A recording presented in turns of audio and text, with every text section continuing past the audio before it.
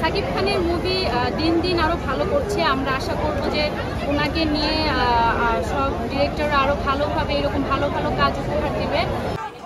মুভির থেকে যে এর আগে আমরা রাজকুমার মুভি দেখেছি, তারপর আরেকটা প্রিয়তম মুভি, ওই নায়িকাদের থেকে এই নায়িকাটা বেস্ট।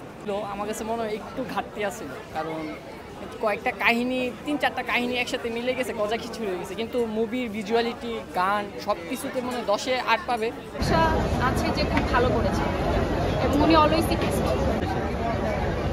যে পছন্দের মধ্যে ফার্স্ট তালিকাতে সাকিব খান আছে, আর সাকিব খানের মুভি দিন দিন আরও ভালো করছে। আমরা আশা করব যে ওনাকে নিয়ে সব ডিরেক্টররা আরও ভালোভাবে এরকম ভালো ভালো কাজ উপহার দেবে। সো আমরা উনি হচ্ছে আমাদের দেশে ইন্ডাস্ট্রি সিনেমা ইন্ডাস্ট্রিতে আরও ভালো করবে, সেটা আমরা আশা করি। সিনেমাটোগ্রাফি, মিউজিক এগুলো ভালো ছিল, টপ নচ ছিল, এগুলোর জন্য 10 আউট অফ 10 দেওয়া যায়। কিন্তু মুভিটার কাহিনী ছিল, তামিল একটা মুভি ছিল বিল্লা, ওই মুভির মধ্যে ডাবল ক্যারেক্টার ছিল, ওই ডাবল ক্যারেক্টার এখানে আনা হয়েছে। জাওয়ানের কিছু সিন ডাবল টাইপের, এটাও এনে আনা হয়েছে। তারপর হচ্ছে কেজিএফের সিনস আনা হয়েছে, তারপর অ্যানিমেলের সিনস আনা হয়েছে। মনে হয়েছে যে 5-10টা মুভি মিলে একটা হুট করে মুভি করে ফেলছে। ক্লাইম্যাক্সের সিনে কী হয়েছে যে হুট করে পুরো অডিয়েন্স, কেউ সারা অডিয়েন্স চুপ, কেউ বুঝতেই পারে না ক্লাইম্যাক্স কখন আসলো কখন গেল।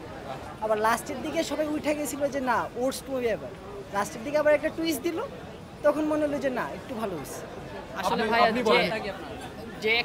তৌফিক যে এক্সপেকটেশনটা ছিল ভাই, আমার কাছে মনে হয় না পূরণ করছে। কারণ একটা আশা ছিল যে নতুন কিছু হবে। হ্যাঁ, অনেক মুভি থেকে নিতে পারে, একটা ধারণা নিতে পারে, যেমন আমি কালো শার্ট পরছি, ও কালো শার্ট পরতে পারে, এমন নিতেই পারে। কিন্তু কয়েকটা মুভির কাহিনী একদম মিলাইতে পারে নাই। আমার কাছে মনে হয়েছে যে কাহিনী আপনি নিতেই পারেন, একটু ইন্সপিরেশন নিতে পারেন, কিন্তু যে কাহিনীটা মিলাইতে পারেন না, এটা পারে নাই। আর যদি বলি সাকিব খানের অন্য মুভি থেকে অবশ্যই এটা আলাদা, কিন্তু চঞ্চল চৌধুরী ছাড়া এই মুভিটা চলতোই না। কারণ সুন্দর হয়েছে, কিন্তু গান বলেন, টিজার দেখছি, যে ট্রেলার দেখছি, এটার আশানুরূপ আপনি গান বলেন, ভিজুয়ালিটি বলেন, মিমি চক্রবর্তীকে যথেষ্ট গর্জিয়াস লাগছে, এগুলো 10-এ 10 পাবেই। কিন্তু ট্রেলারটা দিয়ে আমার কাছে মনে করছে সবচেয়ে বড় ভুল করছে রাফি ভাইয়া। টিজারটায় জোশ ছিল, গানটাও জোশ ছিল, 5-6টা গান আছে, ওইগুলো জোশ। কিন্তু ট্রেলার দেওয়ার পরে ক্লাইম্যাক্সগুলো মানুষ বুঝতে পারে না। একটা স্বাভাবিক ব্যাপার আছে, ক্লাইম্যাক্সের মাধ্যমে মানুষ চিল্লায়, কিন্তু মানুষ বুঝেই না যে এটা ক্লাইম্যাক্স। কি বলতে চান আসলে তুফান 2 আর একটু বেটার হওয়ার দরকার। তুফান 2 আসবে, সেটা একটু ভালো, আমার কাছে মনে হয় একটু ভালো। আমরা এক্সপেকটেশন পূরণ হয় না। ট্রেলারে সব ক্লাইম্যাক্সের সিন দেওয়া উচিত না। সেকেন্ড অফ অল হচ্ছে ওনার হচ্ছে তুফান 2-তে স্টোরি লাইনটা একটু খেয়াল করা উচিত। সিনেমাটোগ্রাফি, মিউজিক টপ নচ, এগুলো ঠিক আছে। সাইড ক্যারেক্টার অ্যাটাক, মানে ক্যারেক্টারের এক্সপ্রেশন, এগুলোও ঠিক আছে। কিন্তু স্টোরি লাইন যে টেলিংটা, স্টোরির শুরুতেই দিয়ে দিছে একটা ক্লাইম্যাক্স, এটা কেউ আশা করে।